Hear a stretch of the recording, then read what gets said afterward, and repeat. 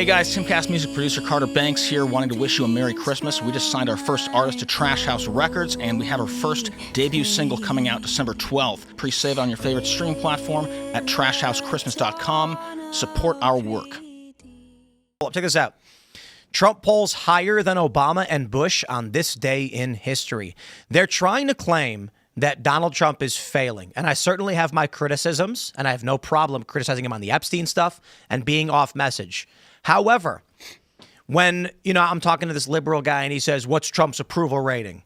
And I'm like, well, in aggregate, it's, 44 or whatever, 43. And he's like, that's right, it's low. Obama was worse and Bush was worse. In fact, surprisingly, Trump is doing better than the past two presidents for the same time in his presidency. I think this lends itself further into the conversation we're just having about political violence escalation. There are people in this country that are liberal or on the left. They danced on the grave of Charlie Kirk. They celebrated his death. They celebrate these acts of violence against Nick Sorter and Andy Ngo. And they don't want Trump to be in power. They call him a white supremacist, a fascist. But Trump is winning. Even when they come out and say, look how poorly he's doing in the polls, it's like, oh, wow. Actually, he's better than the past two presidents in the same time period.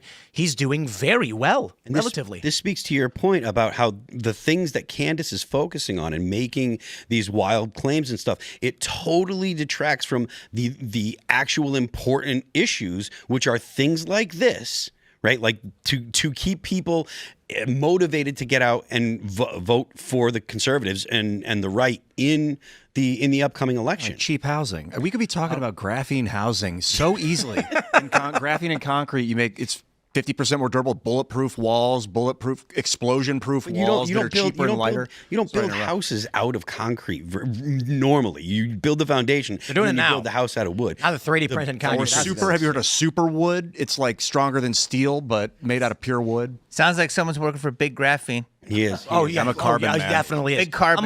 How much stock you got in graphene companies, Ian? Not much. Only a few grand right now. How much you want to bet right? Ian bought a bunch of stock in a bunch of graphene companies, and that's why he comes in the show? He's just pumping it. No, I would start my own. Yeah. Shit. Here's what insider trading graphene. He is not insider. Never. If nobody thinks he would, nobody would think he'd be business savvy enough to do it. We underestimate you, Ian.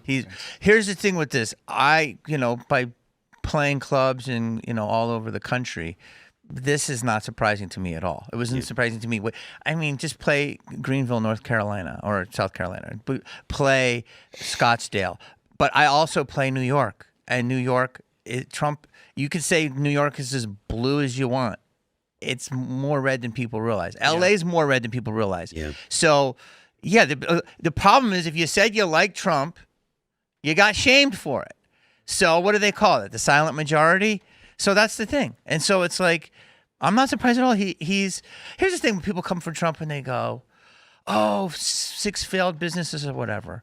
You try to start a business. Yeah. I can tell you stocks that I've lost a lot of money in, not graphene. And I've also made money. This is what you do. It's a learning process. That's like going on stage and having a killer joke every time. No, you're going to bomb. It's like making great movies every time. According to Tim, Son of the Mask was a miss. So listen, it's just like, I don't believe all this, but I do believe this because the people do feel this way. Yeah. And to your point, like we were saying earlier, it's important to keep people motivated because this is something that we talk about a lot. Like if the Republicans lose the majority in Congress this coming election, the Democrats are going to shut everything down. The president is not going to be able to do any more of his agenda. Everything that he gets done up to that point that they can undo, they will undo, which granted, when he's the president, they're not going to be able to because it's been executive orders. But go ahead. Is that like, I'm just taking my ball and go home? I mean, it's literally, yes. That's insanity. Yeah, that's insanity. It's totally tribal politics. And that's then insanity. If the conservatives lose, if the conservative candidate loses in the next presidential election, because most of the things that Donald Trump has gotten done or gotten accomplished are executive orders, it's all going to be undone. They will open the borders again. You'll have a massive influx of illegals and immigrants and stuff, and you're going to see the DOJ start targeting people that are in the conservative sphere. They're going to go right back after parents that care about what their kids are learning in school because they've already done all this stuff, and it'll be just like it was during the Biden administration. And this stuff matters, and the Candace stuff, I know people care about it, and it fills the void they have for entertainment. But that stuff doesn't affect the vast majority of Americans. People are scared to speak out because they know that they have an audience overlap with Candace. I know some of these people. I know people, listening, know who some of these people are. I remember back in 2019, when we were in Jersey, I went to Best Buy. And I can't remember what we were doing, buying monitors or something. And I met some guy who was like, hey, you're Tim Pool, right? I'm a big fan. And I shook his hand, and then he immediately starts talking about weird QAnon stuff that I had no idea what he was talking about. And I was like, this doesn't sound right. And he was like, yeah, Q said this or that or otherwise. And I was like, I don't know about all that, brother. That sounds made up. And he's like, no, man, you just gotta you gotta look into it.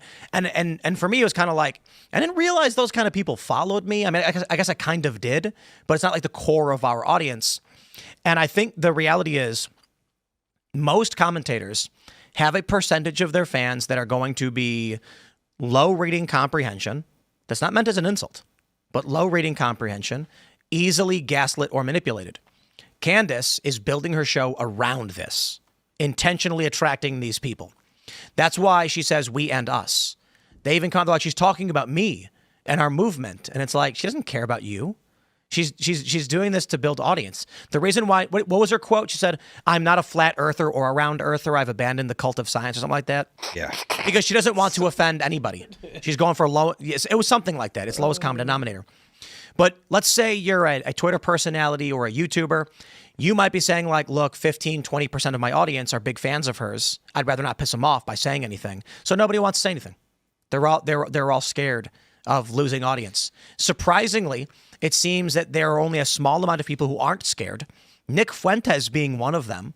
I actually love that clip where he said, someone said, why did you stop noticing when it came to Charlie Kirk?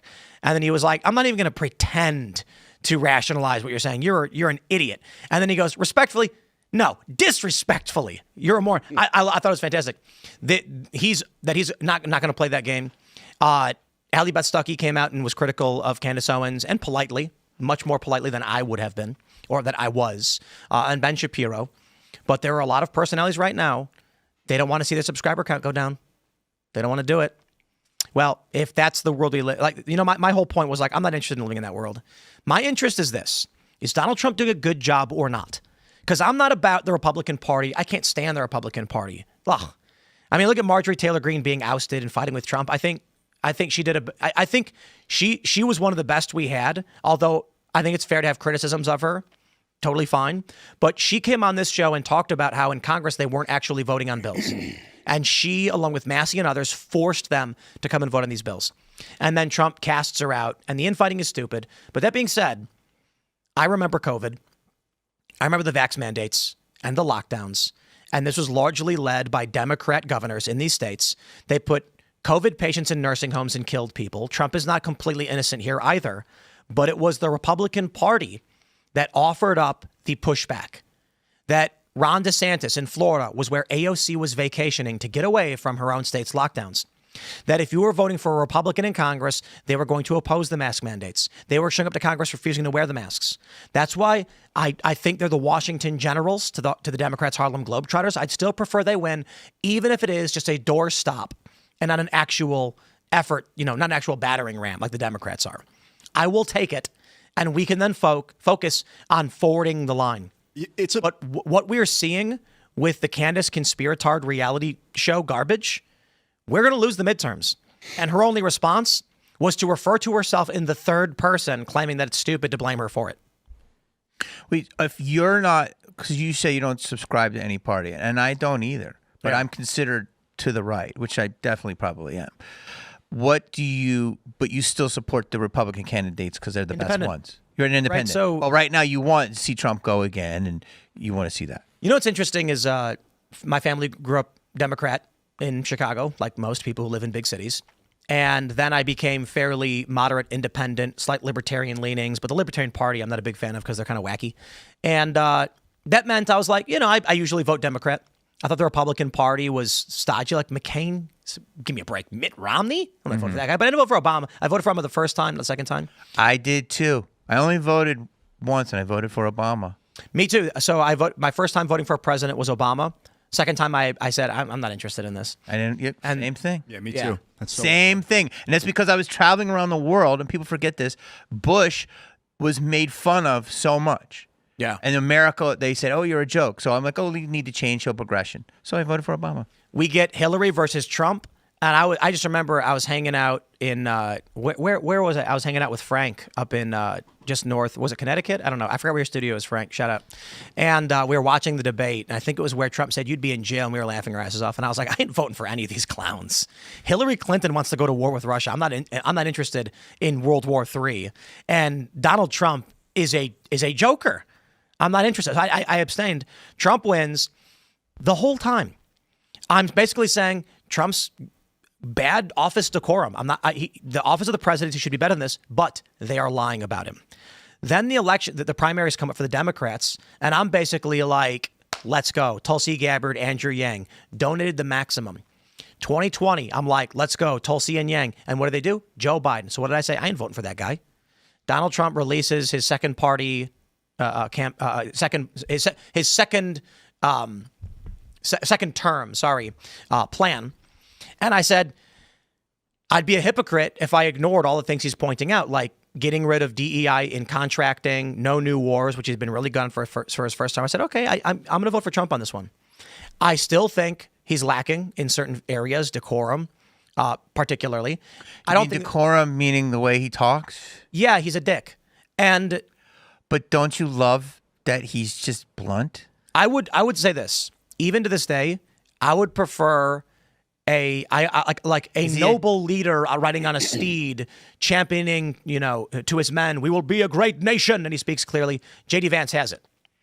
But Donald Trump saying piggy and stuff, it's Trump. I'm used to it. I laugh. You know what I mean? Well, first of all, you're talking to me, so if something's funny, I'm going to forgive it first. That's my language. So, yeah, should he say piggy? No. But was it funny? Of course. I laughed my face off. But here's the thing. I got to push back on this. Hilarious, bro. Is that you say decorum, but can't you just say it's all pomp and circumstance anyway? Like, there's shit going on behind. I actually think that he took the office of the president and made it real. Meaning that it isn't absolutely. it's all bullshit that we had up into him, and now he's showing warts and all. Like, dude, think about it. I mean, No, I can respect that. think about all the dirty things that presidents have done behind closed doors. I think J.D. Vance does it. Have you seen what he tweets? I like J.D. Vance because I think he's smart and chill, and he still does what you want, but he's also real. I like him a You lot. saw like, what did he do? He called someone a dipshit. That's okay. Yeah, no, he's got the professionalism, but can sometimes dish it out. Yeah. So it's kind of a best of both worlds scenario. But, when it comes to the Republican Party, here's the issue. I don't completely agree with them on policy, and they're feckless and ineffective. But here's the thing. The reason I brought up my support for Democrats in 2020 is, as an independent, I do not foresee a future where a viable Democrat appears that a moderate could vote for. Dude, use English. AOC is a lunatic, and Zoran Mamdani makes promises he can't fulfill. Elizabeth Warren lies and proposes policies that make literally no sense, and Chuck Schumer the same. Nancy Pelosi is a crackpot. Thank God she's getting out. What candidate do the Democrats have where I can be like, that represents the moderate individual? There's nobody. Well, I know, and I live in California, and we have Gavin. Oh, yeah. And there's no way I'm supporting him. The Democrats you would support are working for the president. Tulsi Gabbard. Exactly. And, RFK Jr. RFK Jr. Our DNI Are they- HHS secretary right now. Are they Democrats? They were. And Tulsi and RFK Jr. are great. Exactly. So I are they think just they're like- Democrat in name, but not really? No, they're not even Democrat in name anymore. Tulsi was in the party and then left the party because she was being treated so poorly, and then was asked by Trump. And I think RFK was always independent. I don't think he RFK ran as a Democrat, I believe, then went independent and then joined the administration. I'm going to double check. that is what a damning thing to happen to a political party. That is. See, the thing is, because you guys know way more than I do, the two-party system, do you agree, needs to be disrupted? Yes. And how is it? Will it ever be disrupted? No. I don't know that it's possible. I like Trump the was an two-party independent. system. Huh? I like the two-party system. I think the two-party system is a good thing. I think it helps prevent extremism. I think the moderates in both parties are able to normalize, like. But there are extremes. There are extremes. So, on each for side. example, the Democrats have the socialists, but they, kind of malign them within the party. And like there are racists in the Republican Party, but the Republican Party largely, maligns them. So they keep their extremists in check. And if you are popular enough in the party, you could take over the party, which is what President Trump did. President Trump didn't come from like an interest group within the Republican Party, and he managed to take the whole thing over. And if you want to take over the party, I feel like it's there for the taking for both parties. And both parties also evolve as time changes. I think we're going into a realignment right now where both parties are going to be very different in 10 years than they are now. I'm sick of the Republicans doing nothing. They just do nothing. They have power and they do nothing.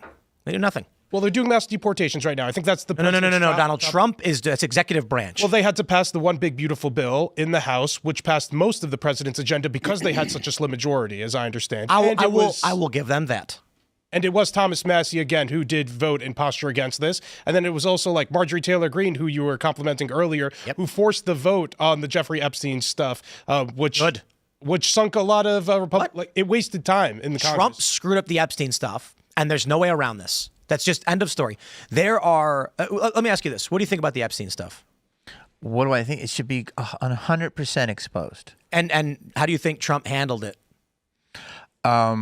Very weird. When Agreed. He said, we're talking about this again, that whole thing when you ran on, and listen, I love Trump, but to run on that and it's the most horrific crime that can be committed, and then to sit there and say, I'm going to put out all the names, and then just go that one day where he goes, are we still talking about this? Yeah. Like, what? That was a bizarro land. So, no, it needs to be exposed, and clearly there's something being covered up. I think this is a regular trick to waste time.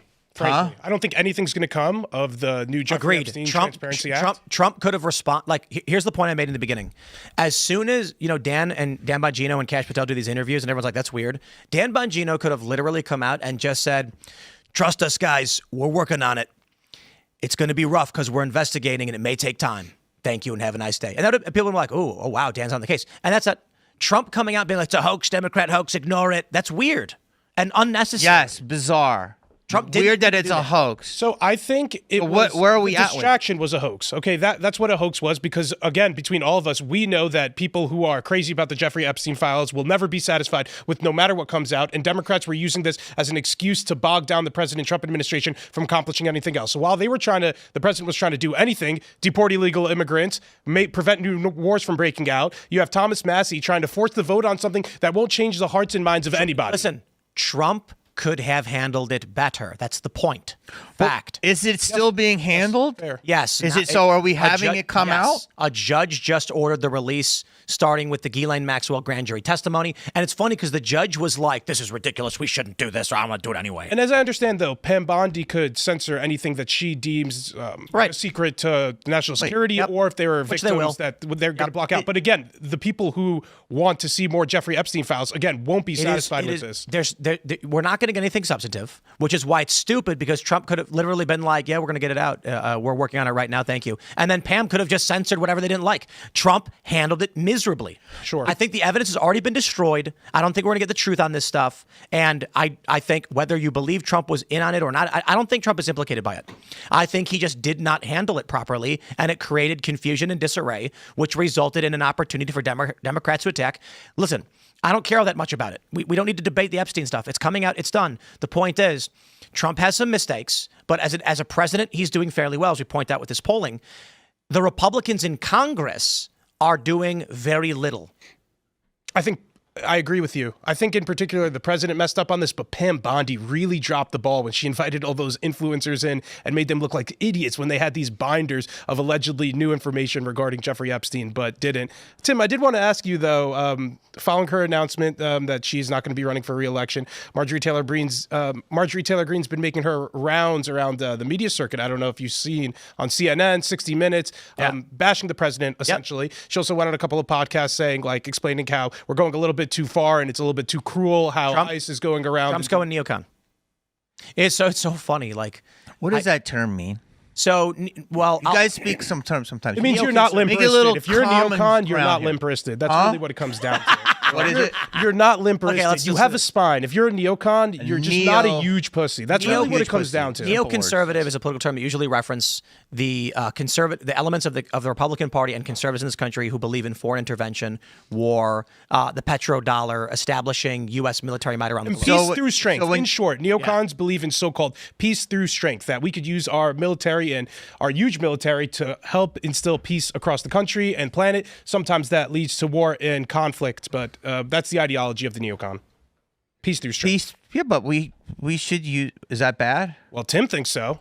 So let me ask you this. So Rhino is Republican in name only, meaning that they are, but they don't subscribe to all the Republicans. Rhino is just because you're pissed at somebody and you want to slander them as a Republican. Right. So, for example, I'll say, Thomas Massey's a Rhino because he never votes with Republicans or not on the most substantive bills. But bro, that's like my Charles Bronson for you. I don't know who Thomas Massey is. So I got you back. I got a question. Okay. Thanks for checking out this clip from Timcast IRL. Make sure to watch the show live Monday through Friday at 8 p.m. Subscribe to this channel, and we will see you all there.